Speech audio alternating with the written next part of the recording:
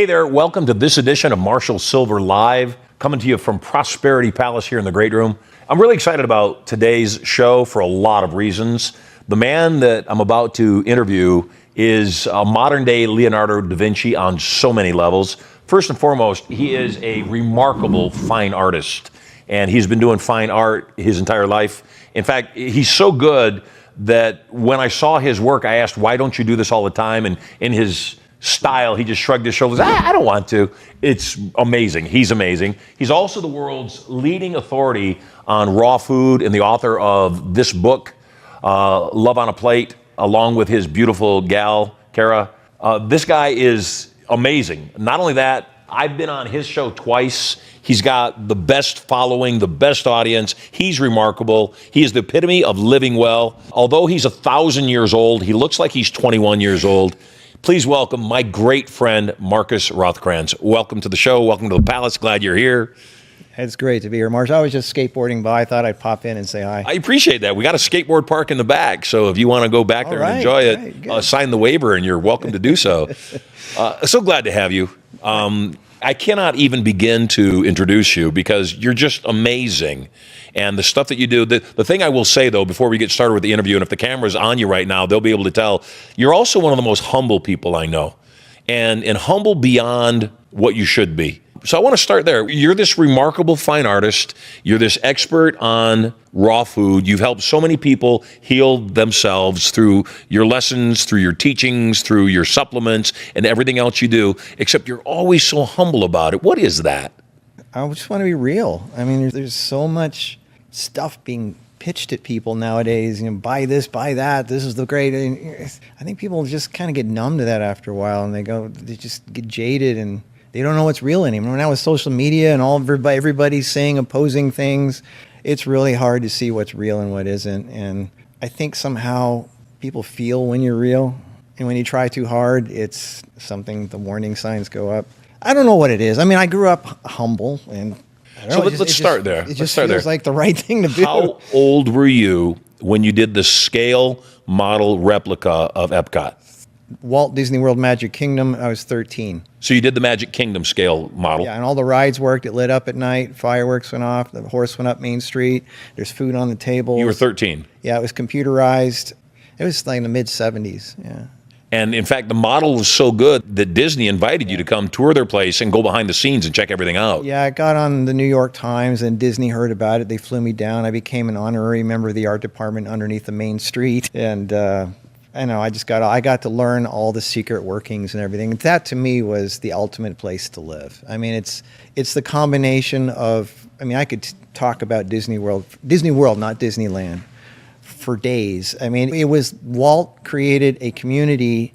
It looks like a theme park. It looks like a fun place, but it was a showcase for how you could process and people could live, 1 million people a day, where they recycle all the sewage, they make their own electricity. They had 2 jet fighter engines running electricity, and they had the exhaust blast work, the air conditioning, and the computers. They had all the electrical systems. Each monorail worked carried as many people as a DC-9 jetliner. I mean, they're the facts about this place. It's just, if you cut off the power to Florida, Disney World would continue to run indefinitely. And that's what I was fascinated with, was how it was a showcase for the world, not just for having fun on rides, but people came from all over the world to study this, like mass transportation, how to feed people, how to deal with the sewage, how to deal with the electricity, and all that. And that's what I got into. I said, this is a model for the future. And that's what Epcot was supposed to be, but it never was. What's the acronym stand for? Experimental Prototype Community of Tomorrow. And it was a little bit utopian. It was a little unrealistic what Walt did, but that's what fascinated me, is how you can combine art, because he was using art and theme parks and rides and fun stuff to distract people. This is what a hypnotist does. But they don't realize that they're actually walking and living and breathing and sleeping and eating and pooping in an experimental community of tomorrow. People would come from Japan and all over the place and study this, and a lot of transportation systems were based on that, or became from all that. So that's what I was in. Like, art by itself doesn't mean anything to me. It's like, what does the art do to people? How does it help the world? Like, what do you get out of it? When you go home to your normal life, how does it change your life? How does it make it better? because there's so many unhappy people out there. There's so many frustrated people. They don't know why they're frustrated. They don't know why they're unhealthy, why their life sucks, why their relationships suck, why everything, they're just miserable. And so that's what I've spent my life pursuing, is using the entertainment field in a way to get people's attention, but there's a message in there. There's medicine in the sugar. Yes. So I guess that's a good way to sum up what I do. You know, that may be the reason that I like you so much, because I feel the same way about entertainment, that entertainment is the way you break through to people. It's how you get their attention, but then you've got to know your stuff. You got to educate them. And then ultimately, I have the 30, in my opinion, is empower them to actually take new actions. Exactly. You said something that I thought was fascinating, and it kind of came full circle, that the art doesn't really mean that much to me. And I get what you're saying. I don't really completely agree, and we don't agree on everything. I don't completely agree, especially with someone like you, because we're not talking about you do art. You're a remarkable fine artist, as good as any artist of any time, contemporary or in history. And you kind of just, in my opinion, you're flippant about it. Yeah, well, I stopped painting 30 years ago because it was, I could paint a photorealistic painting within hours. And that, I was one of the few glass painters in Hollywood. People don't even know what that means. So we paint something photorealistic on glass. The camera can't tell the difference. It's a trick. And they used to do that in the 30s before they had optical compositing and CG and such. and printing. And now they have computers to do all that. But to me, it was like, okay, well, so, I mean, when I was in art school, I could paint something photo. The teachers were asking me how to do things. And I was teaching night classes. And I said, why am I paying money to be here? Right. The teachers are asking me how to do stuff. And I got into the galleries all over the world, and I just got so bored with this. Like, it's okay, so I'm able to do this technically, but what do you get out of it? Like, what do people get out of it? They look at it and go, oh, that's pretty, that's nice. It's okay, so that looks real. Okay, so what? You know, how does it change their life, if at all? Right. That's why I like filmmaking more, because you're actually taking that picture and making it move, and you're making music and art and good literature. You're taking all the arts. You know, good costume. Costume is an art. Lighting is an art, photography is an art, music, even good sound. I mean, ASMR is so big now. Just people, a pencil being drawn across a piece of paper is mesmerizing people. You know, there's an art in everything. Yeah. And filmmaking takes all those arts. And when it's such a joy to work on a film, because you've got 300 talented people coming together to make a dream come true. The sad thing is, a lot of Hollywood people are wasting all this energy and making hollow formula movies that you walk out and go, I just wasted 2 hours of my life. I mean, it was fancy, it was flashy, it had all these special effects, but it was purely for distraction. Yeah, I just wasted 2 hours of my life. So I don't want to do anything unless I feel like it's actually helping somehow, like there's something to it, and that there's at least a chance of changing someone's life and making it better. So they can actually go home and implement it in their life and get better. Yep. Somehow, you know, in what name the category. And what you do and what I do are very, very similar, because health, freedom to be fully alive means your finances is freedom to do whatever you want. Your health. What good are your finances if you don't have anything health? if you don't have your health? Yeah, you're going to die, and so what? What's all that money worth, right? Then there's the relationships. What good is the finances and the health if you have a sucky relationship that's draining you, you know, and you're being abused or your energy's being sucked? You need to be healthy in all the categories, and only then can you really help the world, A, by being an example, by being able to think clearly so you can actually develop new things that can help the world, you know. Because if you're busy most of the time, just worried about, how am I going to pay my bills? How am I, like, what's this pain I've got? Oh, what do I take for it? You know, or like, or how can I calm my wife that's yelling at me? You know, like, how can you get anything done when you've got all these issues? You know, you're just putting out fires all day long. So that's been my thing, is just all around the health as a full picture of it. And I think it's more than that. That's what Leonardo was about too. He was cutting cadavers apart, right, trying to understand what makes the human body tick. He wasn't just painting pretty pictures. Right. He was developing helicopters and, you know. Again, that's why I view you as a Da Vinci of our modern day, because that is you. You said something just now. People ask me, I love magic. I love prestidigitation. And I've always been fascinated. I like that sense of awe. Yeah. I like being amazed. Yeah. And it's like when I first saw Star Wars. Yeah, like, for sure. I was in 9th grade, and one of my buddies, his brother is Mark Hamill. And so we kind of had an inside line into what was going on with Star Wars. And Star Wars was one of the first blockbusters of all time. You know, it was one of the first movies, because movie houses were fairly limited, where there were lines for days around the theater to get in there. I was one of them. Yeah, me too. Repeatedly. I went back again and again and again because it was just so awesome. Yeah. And I remember, you know, there's stories about George Lucas going to the studios and saying, hey, we're going to do this sci-fi picture. And they're going, hey, that doesn't really sell anymore. But people have asked me, why don't you do it for a living? And it comes down to, I was doing magic at a restaurant, and they were paying me well to do it. I enjoyed it. I would go table to table, and I befriended this couple. Lance and Linda were their names. I befriended this couple, and they were wealthy, and so they would tip me a lot of money. And they befriended me. They would invite me to their home, and I got to know them really well. And one day, Linda shows up without Lance. She's wearing these big glasses, and they're dark, and it's the middle of the evening. And she lowered her glasses. She had 2 black eyes. She said, Lance is an asshole. So she was saying he hurt me. And I went home that night, and my whole world was rocked. And here I realized that all you're doing is distracting people, Marshall. They go in and they watch you, and sure, they laugh, and they have a good time, and it seems like they're having fun. And then he goes home and he beats his wife. Right. And I said, that's not what you don't want to be a part of that. And I said, how can we make a difference? And so, you know, for me, it's not hard to hypnotize people. It's hard to bring them out of the trance they're already in.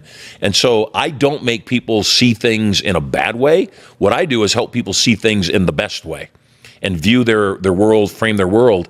Obviously, you know, you are focused on health, the raw food material that you guys put out, best on the planet, bar none. My wife is massively inspired, and although she's not raw vegan all the time, she certainly leans that way, and given the choice, she'd certainly eat raw. What do you think? I want to back up one, because there's one more moment. In this house, actually, you came over, you visited me. I don't know if you recall this visit. We were just socializing, and you pulled out this, I don't remember if it was a video or illustrations.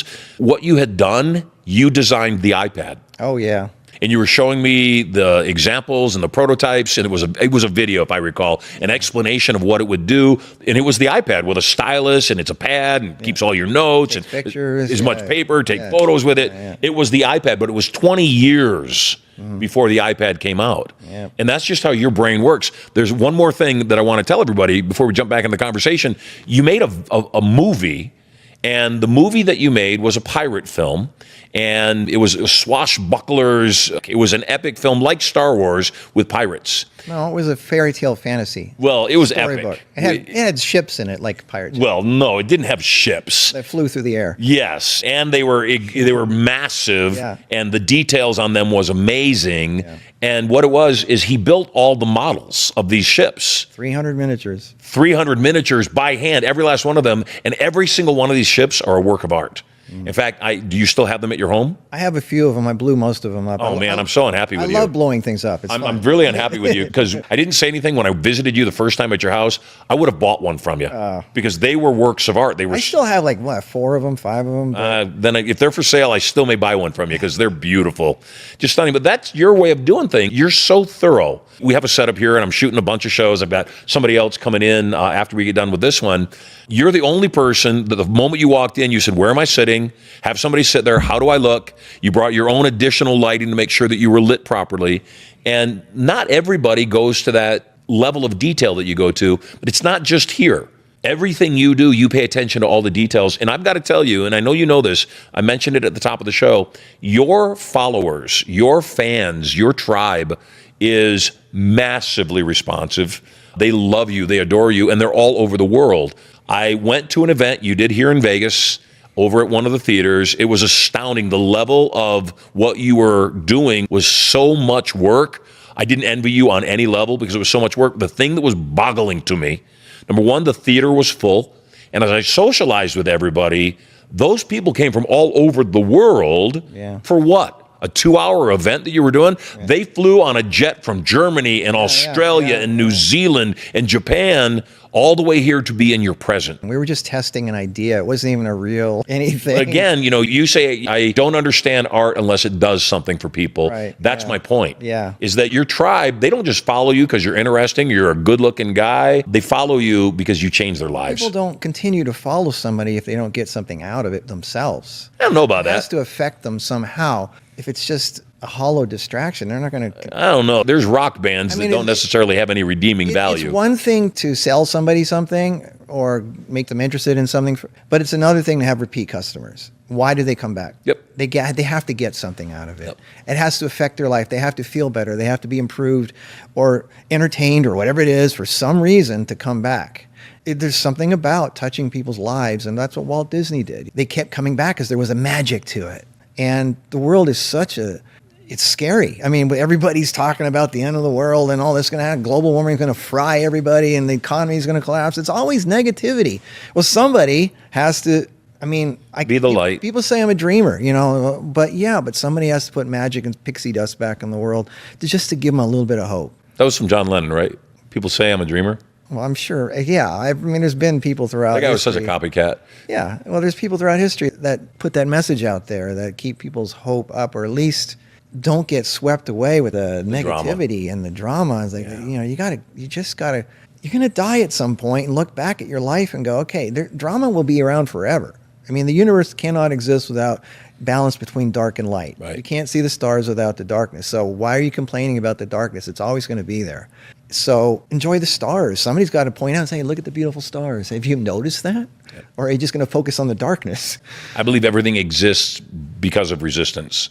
That light resists darkness, love resists fear. And you can't grow muscles without going to the gym and working out. Right. You have to get some pain in your life. And that's what the best movies, the best art, the best music, it's about pain. It's about something that makes you cry and something that makes you really feel passion and romance. And, so you can't feel that if there's nothing opposing it. When did your parents, or when did you realize you were a genius? I still haven't. I don't see that. Well, I'm sure your parents No, did. they never do. said anything. They just let me do my weird, wacky things and experiment. And I was experimenting with all kinds of bizarre ideas. Like what? My dad and I would sit down at night, and we talked You about... raised horses. Yeah, and we talked about perpetual motion engines and things. And we were always designing... We're both German, so we're designing ideas for machines that could run on their own. And we were just always tinkering, and he taught me at a very early age how to fix engines and woodworking, electricity,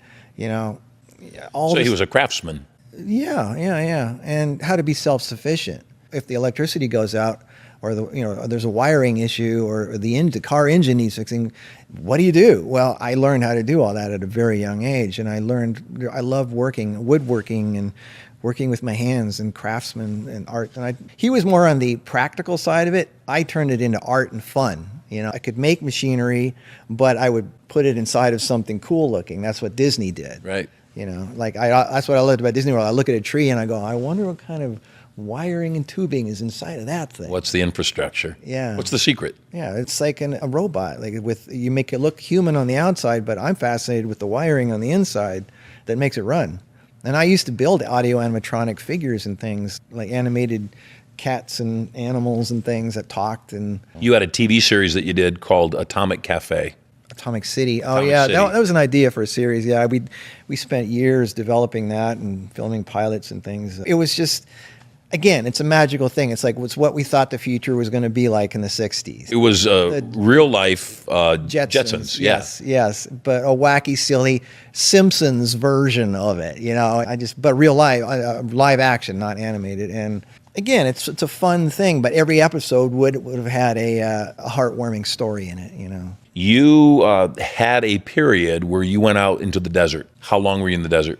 Oh, I say I had my 40 days. I don't know exactly how many it was, but my life sucked at that point. I spent the first 30 years of my life doing everything I said So for the record, how old are you? I turned 63 in a few months. Wow. But So the only reason I ask is because you look so good. I just want people to know that this is what 63 can look like. I'm reclaiming my health right now. Good. Well, I'll help you with that. Yeah, I appreciate that, and I know you will, and I know that's how kind you are. But again, you said it earlier, and I would agree wholeheartedly. If you don't have your health, you don't have anything. Yeah, the first 30 years of my life, I did everything they tell you to do. Get to eat the foods that they tell you to eat, have the wife with the white picket fence, and work hard 9 to 5. I did everything they tell you to do. I never drank, I never smoked, I never even touched coffee. And I was dying. My doctor said when I was in my 29, 30, he said, your heart's about to give out. If you don't change what you're doing, you're going to die. And I said, what? And I was like, okay, I had So stress. what was it you were doing wrong? If you weren't drinking alcohol or smoking or drinking? I was eating the wrong foods. I was working 9 to 5. I felt like a slave. I was like, I was. Is this back in the day where you were designing pinball machine? No, this is before that. Got it. Yeah, and I was doing movie posters in Hollywood. I wanted to actually be making movies. I didn't want to be like, I was one of the designers on Total Recall, the Arnold Schwarzenegger movie, and I was in this meeting where director was having a meeting with these people. This is like $1,000 a minute, right? Meeting about Arnold Schwarzenegger driving a jackhammer through someone's head and how far the blood's going to squirt. And I'm going, I'm out of here. I couldn't handle, this is what $400 million meetings are about. And I said, this is not the world. I want to make movies, but I want to do this. And I just wasn't happy, and everything was just falling apart. So I just said, I don't know what the answer is, but I'm just going to walk away. I'm going to give up this because this isn't working. And I gave up. I gave my wife, whatever I could, and I just walked away from everything. And I literally took all my stuff in the back of a U-Haul, backed it out. I had my friend Tom. I said, let's have some fun. We backed up the U-Haul, opened up the dump site, and we just literally threw everything I owned in the dump. And every time I heard a TV smash or my clothes or whatever it is, I just felt that much lighter. I feel like, wow, I feel so free now, so I just literally, and then I went to the desert, took my clothes off, and I had nothing. I mean, I didn't have a passport, an ID, a credit card, a driver's license, nothing. I had nothing but me. You didn't have any pockets. No, but I had nothing but me, what I was born with. And I didn't care if I lived or died. I literally gave up everything, even the will to live. Not that I wanted to die, but I just gave up the need to want to live. Like, why? Unless you really, whatever. So I just walked in there and I didn't have I just literally gave up. And now I understand what the scriptures and everything says. And that's when you let go, when you give up. That's when the good stuff starts coming to you. Because now you're not resisting anymore. You don't have these preconceptions of what life is. And I came back and everything changed. I could see, smell, hear, feel, taste things that I could never have before, including seeing people and understanding and reading people and seeing how life functions. And it was just like I was a new person. I came back and you couldn't even recognize me when I came back. And when was this? This was 1989. So I was 30. Yeah, just right around 30. Yeah.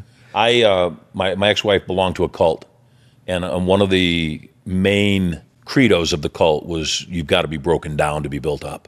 Yeah. And I never understood what that was. And while I don't agree with their definition and explanation of that process, they can't make you do that. You got to do it on your own. well, more than that, it was just like you going into the desert and giving away all your possessions and spending time there. There was a point where I'm getting attacked by the government. They're threatening to throw me in prison for 29 years for something I haven't done. I'm going through a divorce that's lasting 4.5 years, and I was only married 11 months. Just too much money, and my ex figured out how to leverage as much money as she could out of it. I am dating the girlfriend from hell who is cheating on me and stealing money out of my pocket, because at the time I was a whale and a gambler in Vegas, and so she would actually steal cash out of my pocket every day. And my best friend is running my company, but unbeknownst to me, she's embezzling over $1 million. And the only reason she could do it is she posed as my best friend. Yeah. And it was in that moment with all that going on that I got it. And I went, oh, this doesn't matter. None of this matters. Mm-hmm. And it was in that moment of massive brokenness that I just said, okay, God, I guess I've been making you laugh trying to tell you my plan for my life. So why don't you tell me your plan for my life? The interesting thing is that most people don't understand, or that they have an assumption wrong. They're thinking, okay, you have to give up everything and be literally penniless to be happy. No, that's not what I'm saying. I'm saying it's a test. Yep. You have to be willing to give up this much. And if you do, it's a test. You're rewarded with this much. Yep. I am living the life that I never even dreamed I would have 20 years ago. And it is almost given to you because you are receptive, and you almost like you earned it, you deserve it, whatever. But you have to give up and not want it. People want stuff. They go after money because they want it. Yeah, they're attached. They want it. They're greedy. They're lusting for it. Well, guess what? You're never going to get it if that's what you want. You have to not want it or need it anymore, and then it's given to you more than you could ever need, because you have to prove that you're like, you don't give the keys to a Ferrari to a 3-year-old. Right. You know, you got to drive the moped first. prove they can take care of it. Look what happens when what's the first thing these 18-year-old boys do? They go get a sports car and they go 200 miles an hour and they kill themselves, or they die, or they get they're not ready for that. You can't give people that kind of fancy stuff until they've proven they can handle it. And that takes maturity. Well, that's what happens with lottery winners and people that get a windfall of money. Most of them end up back where they were. So my history, as you know, I was dirt poor growing up. No running water, no electricity, no phone. I had moderate success with my entertainment career, and a lot of people would say it was major success. To me, it was moderate. I was making really good money, making six figures by the time I was 18 years old. And then in my late 20s, I had an epiphany, and I created a product that made me $22 million net in 1 year, so I had a ton of money. And then I blew it all, and I lost it all. And then I made it all back again, and then I married the wrong person, and then I lost it all again. And then I made it all back again, and I married the right person, and then I lost it all again. The economy was shifting, and I was caught unaware, and I lost it all again. And my wife told me, sell everything. I don't care how simple we live. And the lesson inside of it not only was that my wife actually loved me for me and not for the money, but the other lesson I got from that was don't be attached to being rich, and don't be attached to being poor, that they're both temporary. Well, once you learn what it's like to have that much money and wealth and success and freedom, and once you know it's possible, it's real easy to go back. Right. Because you've been there. You tasted You did it already. Yeah. So you know it's a reality. if you've never been there, then you might believe, I'll never get there. It's too hard. It's not possible. Once you see it's possible. Yeah, they say your first million is the difficult one to make because you don't know that you can. And then once you can, a mind once expanded cannot contract back to its old state. Exactly. And even if you lose everything, you get it back. You see this all the time with rich people. They lose everything, then they get it back. They lose everything, they get it back. Yeah, that's part of life. I mean, you have your moments, I had a pilot that I used to fly with from San Diego to Vegas. And whenever I was flying alone, I'd go up in the cockpit and fly with him because I was bored in the back of the plane. And he'd known me for years, so he saw my ups and my downs. He said, Marshall, I have another passenger, I have another client, customer that is just like you. They make fortunes and they lose fortunes, and then they make fortunes and they lose fortunes and they make fortunes. He said, how do you feel when you're broke? And it was certainly off the cuff, something I hadn't anticipated him asking me. My answer, though, was I've never been broke. I've been between fortunes. And, again, like you live really well. And although that's not what you tout and that's not what you promote health, you promote healthy living, you promote making good choices. You live well, though. You have a beautiful home in Spanish Trail. In fact, I'm a little bit jealous of your house. It's so cool and so awesome. And you like living well. You like prosperity, and you like, living well. I like beautiful things. I like art. Anything that's artistic. I agree. And it's not the value. It's not the show-offy part. It's just the stimulation. It's that it's visually like it's Disney World. It's stimulation. Yeah. And that's the same thing with me. You look around the house, lots of things to look at. And my desire, not only in my own environment, when I go somewhere, is to find something other people didn't see. To just notice, notice something. And so that's what I want people in my environments, like in this house. Yeah. I want them to go, I never noticed that piece of art. Is that new? No, it's been here the last 20 times you came here. It sat right there. Yeah, I know. I think that human beings are motion junkies, that we need motion to feel alive. And for me, that's what I want art to do. That's what I want this show to do. I want it to rile people. I want it to make people laugh. I want it to make people cry. I want it to make people think. So you're on the path. You're almost dead at 30. The doctor says got to change your lifestyle. Was that when you went raw? No, it was a journey. But I did know, I came back and I realized, well, nature already has everything figured out. And so the closer you stay to the way things naturally are, the better off you are. The more you try to mess with it, man always just messes up something that's already perfect, And so it's really, the answer is simple. Simplicity is usually the answer. The more you complicate stuff, the more you get in trouble. And it was a journey. I like to experiment. I'm like a German scientist. I like to, what happens if I do this? What happens if I do this?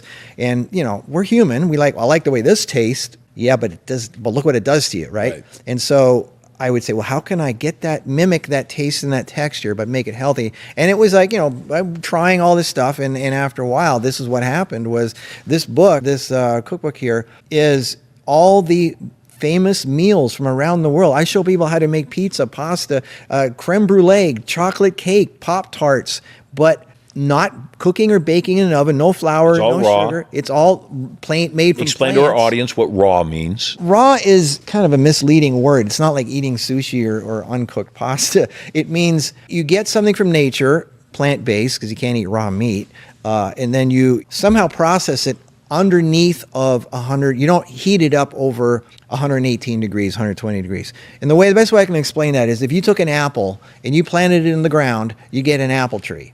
But if you took that apple and you ground it into a powder and then you put it in an oven and baked it at 350 degrees for 45 minutes like people do with their food, you've killed it. Plant that in the ground and watch what happens. Or just plain put the apple in the oven and bake it. Then put it in the ground and watch it. You get mold. It's dead. Right. The life force is gone. So there's something that happens with heat. It breaks apart the molecular bonds of the food. And in nature, every life form on this planet just eats things like they just eat it right off the plant, off the tree. They pull it out of the ground or whatever it is. They just catch it, pick it, whatever it is, and eat it.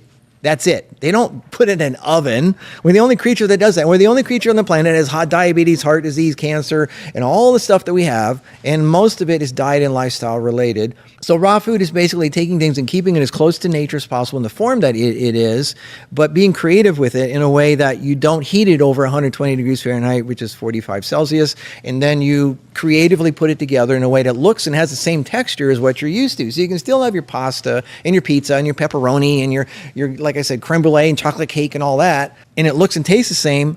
And we were on morning shows all over the country, blowing people's minds. Like Your recipe book, Love on a Plate, Yeah. blows my mind. I'm looking at here, and I am on intermittent fasting right now. I'm taking the fat back off my body, and I'm starving. And I'm looking at the book, and I'm looking at chocolate-dipped almond cookies. Yeah. I'm looking at spring rolls, durian custard with fruit, and I'm going, holy cow, this looks good. Yeah. Most people don't realize how good raw food is. Oh, yeah. So, it's Kung Pao chicken on the front, but it's not chicken. I know. It's I mean, it looks just like Kung Pao chicken you would get in a restaurant. Right. Beautiful presentations. And I think that's a lot of times people think on a vegan or a raw diet, oh, I'm just going to eat salads all the Yeah, time. they think it's just like bird food. Like it is not bird food. Well, technically it is. The birds are healthy. So Yeah, but it also includes nuts and seeds and some very bigger things like durian is 10-pound fruit. And there's no excuse anymore. You can go 10 feet nowadays, and there's a grocery store full of produce. It's not like in the old days where you have to go hunting to survive. You can be creative with plant-based stuff so easily, and you don't have the cholesterol and the heart problems and the things they do to animals is just ridiculous. But I mean, it's a simple way to. You don't have to. You're not sacrificing anything. You're not sacrificing the good taste and the texture of the food. That's why do people eat? It's not. Most people don't eat because it's good for them, because of the nutritional value. They eat it because of the experience of how it feels on their tongue and the taste that it gives them, it and stimulates the them. little rush that they get from that. And think about it. Most people don't even chew their food. They get that taste, they swallow it, they get another one because it's all about the stimulation. It's not about, if you were to really cared about nutrition, you'd chew your food like 200 or 300 times until it was pudding, until you swallow it. That's what you're supposed to do. People don't do that. Right. So it's all about the taste and the texture. So we got that. And it tastes just as good. And it's remarkable. Last time I visited you at the house, brought the kids over, brought the wife over, and Kara made the most amazing treat. I don't remember what it was. All I remembered was I ate most of it. And I felt bad for my family because I was eating all of it. I was sneaking away from you guys on the house tour. I was coming back to eat some more of it because it's just that good. It's not that difficult to be healthy, and you're not sacrificing anything. It's a habit, isn't it? It's a frame of reference. Yeah. It's the idea. Again, I eat meat right now because I eat meat. And if I didn't eat meat over an extended period of time, if it wasn't available, if we had a massive meat shortage, I would just change what I ate, and that would become normal. I don't judge people by saying you need to only eat plants. Meat eating's bad. I don't say that because the meat is found in nature. What most people eat as what they call meat, it's been so processed, and it's so full of, they pump cows full of estrogen to make them fat faster so they can be killed faster, and you have to feed a dairy cow estrogen nonstop because it keeps them pregnant, because the only way you get milk is to have a pregnant animal. Right. So the things, and the antibiotics, obviously, so you're getting these, and plus, a cow naturally has hormones that makes it grow to be a 2,000-pound animal. That's not supposed to be in a human body, and that makes cancer grow. Yeah, you get big muscles from it, but it makes everything else grow too. So, I mean, I can go on about this forever, but the point Let's is, talk about that a little bit. Obviously I saw an article the other day about like Heinz ketchup in the United States versus in other countries, where in other countries it's tomato paste and sugar and water. And that's it. And here in the United States, it's like a list of 70 ingredients, and none of one or two of them are actually something that you would recognize. right, yeah. So why is it intentional in the United States? Are they making us unhealthy on purpose? It's all money. It's like if it has a shelf life of 20 years and it sits on the shelf for 10 years, then that's great. If it goes bad within the next 2 weeks, you got to make a new batch, and you're losing money. And So how much of the eat by dates on food are actually legit, or are they asking you to throw it away? If you don't eat it, throw it away so you can go buy more. well, it depends what it is, but I mean, you can tell if it goes bad, if it gets moldy.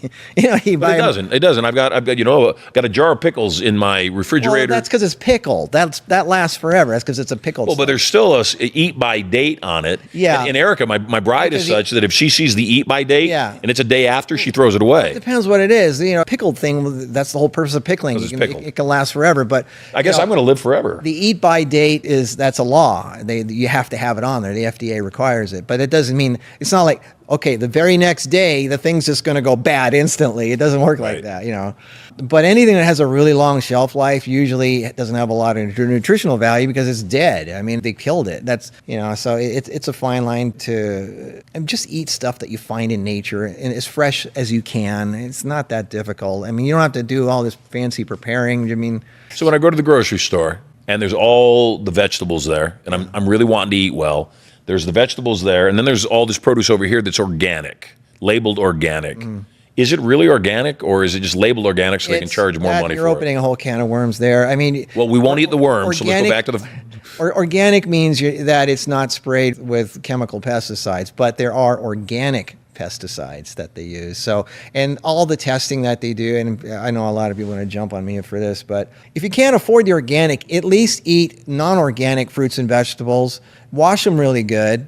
It's better than eating cupcakes and pizza and donuts and ice cream and crap and alcohol and cigarettes and whatever it is that everybody eats. I mean, just do the best you can with what you have. I mean, people always come up with excuses, and usually what the real reason is is because they think it doesn't taste good, it's not fun.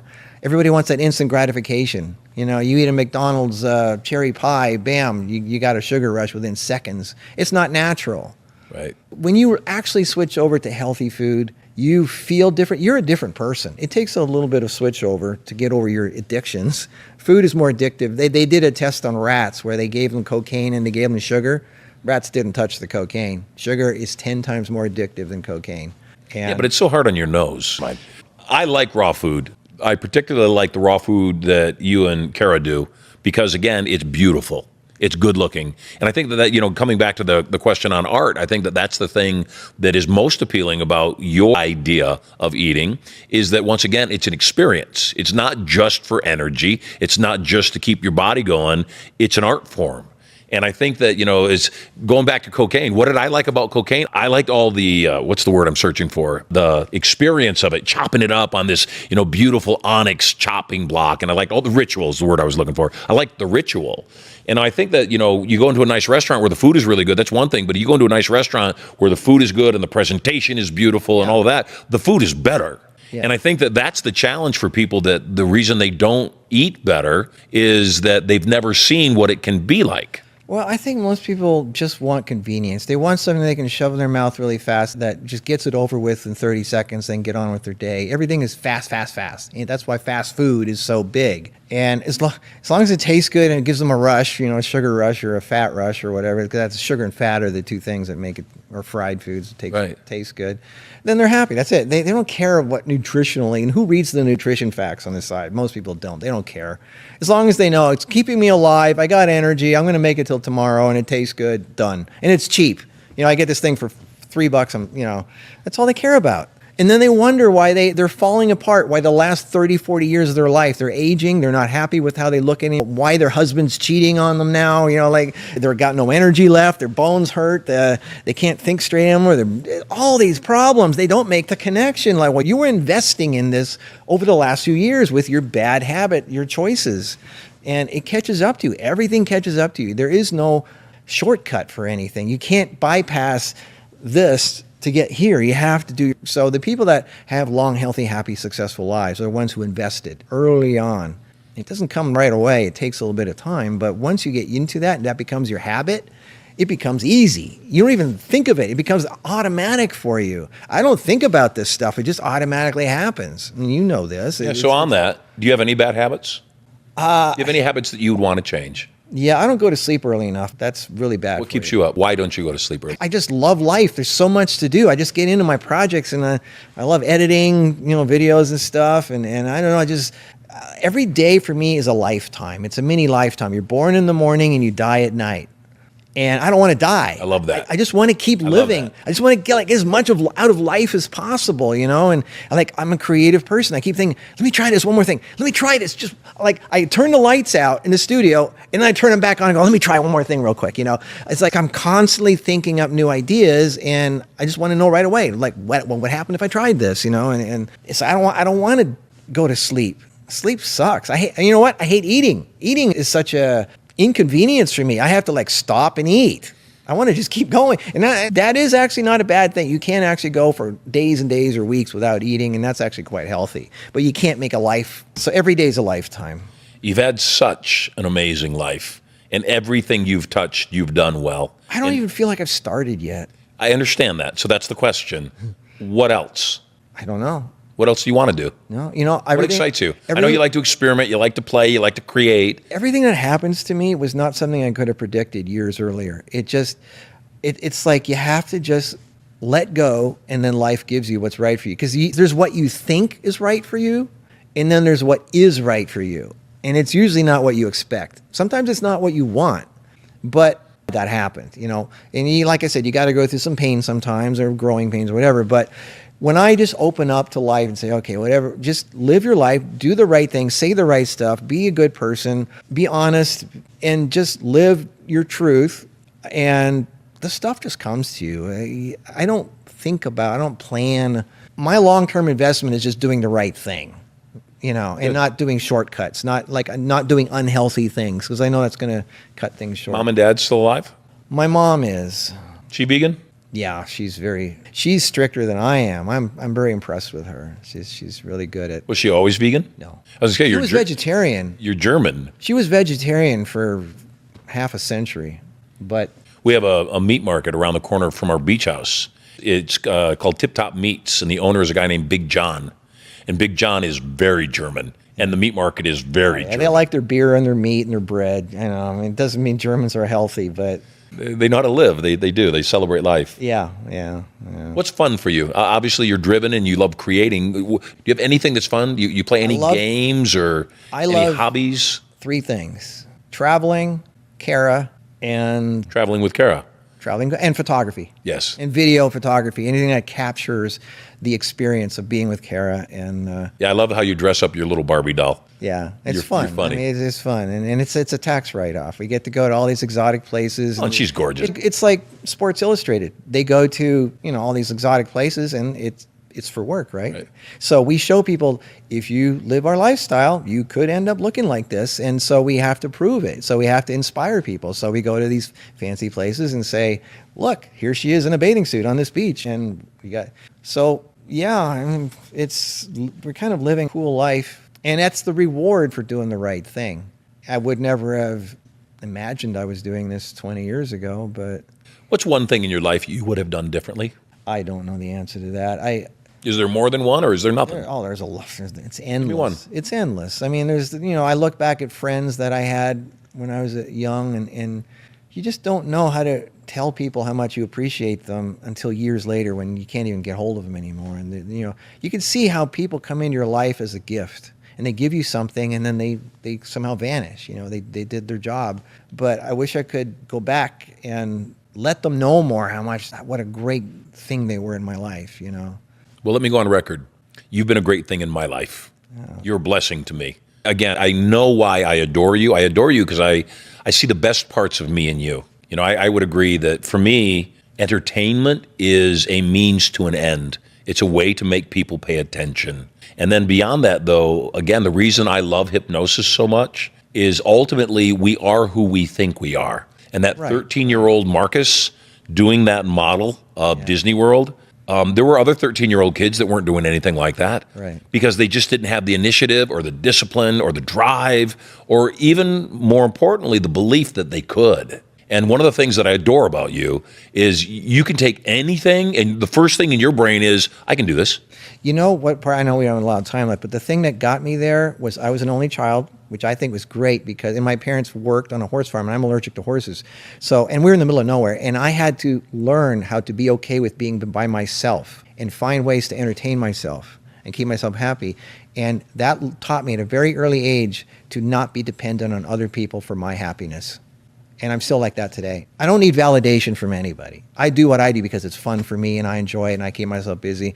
And if Kara and I were the last two people alive, we'd be okay. Yep. You know, I mean, so that's kind of it. Is learn to be okay with yourself and not need validation or from other people. You know, people always need other people to be happy. To validate, I think that's the right word. Yeah. To validate themselves, they need approval. Yeah. You've done so much. I know for me, of all the things that I've done, the one thing that I'm most proud of is that I made a decision to take care of my mother financially. That I made the decision when I started doing well to take that burden off of her plate. And I'm proud of that. I'm very glad I did that. My mom's passed. She passed in 2013. What's the one thing in your life, of all the accomplishments that you've had, what are you most proud of? I don't have a proud of anything. I just, oh, gee. Then let me ask it differently. What do you want to be remembered for? That I touched people's lives and that they were helped in some way. I noticed that our light just went up, change of lighting. So you're now the light. That you change people's lives. And I know that's what you seek to do even now. You know, again, your tribe is... Not change lives, improve their lives. Give them freedom to be themselves. People should never be living somebody else's life. They should be free to live their own life. And a lot of them think they can't. They think they're prisoner of something. So I'm giving them that, I'm trying to like shake them and say, have the courage to be yourself. You might lose everything you have many times over, but you cannot get to where you belong unless you give up what's holding you back now. And that's what I try. So what's your business these days? How do you make money? Oh, geez. I have... You have a supplement company.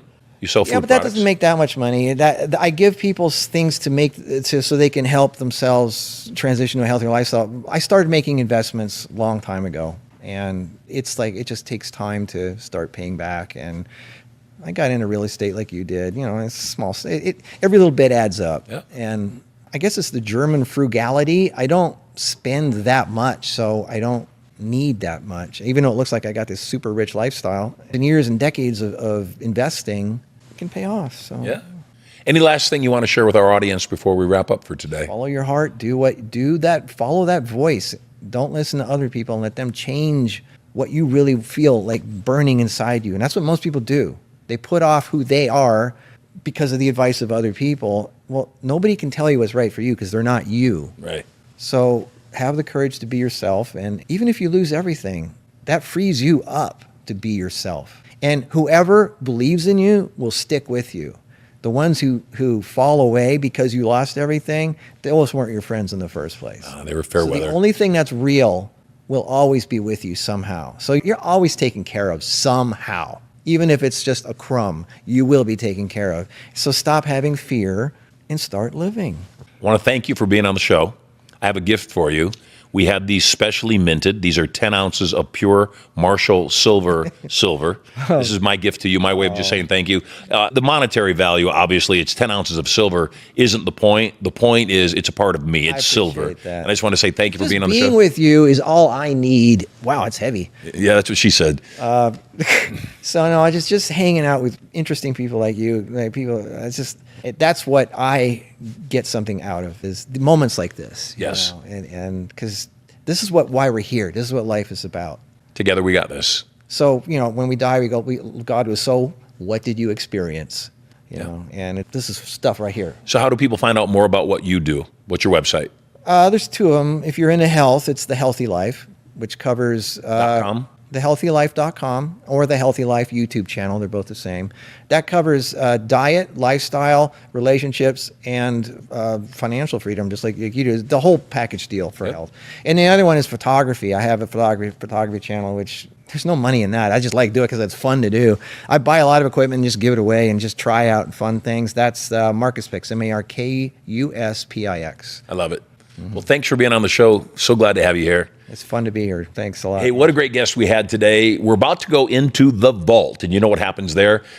We put 10 ounces of pure silver, just like I gave away to Marcus, up for grabs for your interesting question. So give me a call, be interesting, and you could win 10 ounces of pure silver. Plus, as you know, every single day that we go into the vault, there is a secret word. You say the secret word, you win thousands of dollars. So we're about to go to the vault. Get your questions ready, and I'll see you on the other side. Over your personal millionaire maker. Getting very excited about my brand new show coming up 2 hours a day, 5 days a week. I'm going to broadcast live to you. I'm going to give you content, information, emotional, mental, physical, and even spiritual power. I'll also invite some of my cool multi-millionaire and billionaire friends onto the show to give you more direction, more advice for having it all. All the knowledge to get everything you want and so much more. All you got to do is log in to the show to get information coming to you live from the bunker right here at Studio Money. So stay tuned.